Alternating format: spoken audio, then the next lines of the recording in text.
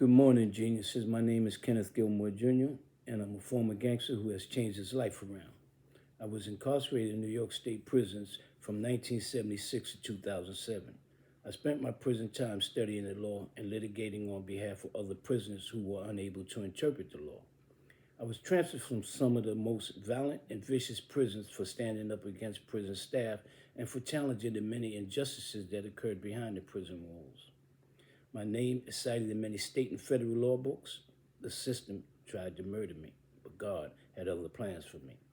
I survived being incarcerated in prison for 31 years. I led by example and encouraged other brothers to stand up and fight against staff misconduct. I stood for what was right without the fear or ever surrendering my dignity or manhood.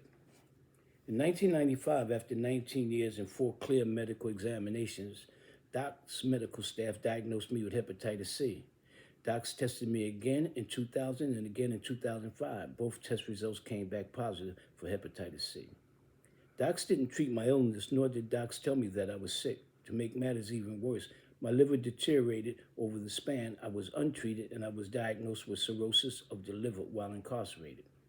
In 2007, I was paroled to society untreated and unaware that I had been diagnosed with hepatitis C. 1 year later, after my release from prison, I went to visit a private doctor. The doctor learned from recent blood work that he had ordered me to take that I had tested positive for hepatitis C. I ordered my prison medical records and then learned that I had contracted hepatitis C in 1995 while in prison. The doctors never informed me that I had contracted hepatitis C in 1995 or any time thereafter, and also failed to treat me for the disease that I contracted while I was incarcerated from 1995 to 2007. The damage done by former Governor Pataki's policy ordering prisoners not to be treated for hepatitis C is horribly similar to the Tuskegee experiment, the syphilis study, where 600 black men were tricked into believing that they were being treated for bad blood when, in fact, they were being injected with syphilis.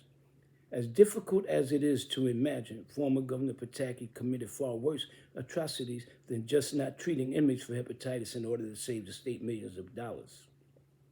Hundreds, 10,000s of affected inmates were released from prison back into society, not knowing that they had tested positive for hepatitis C to infect innocent citizens in our community during former Governor Pataki's 2 terms in office.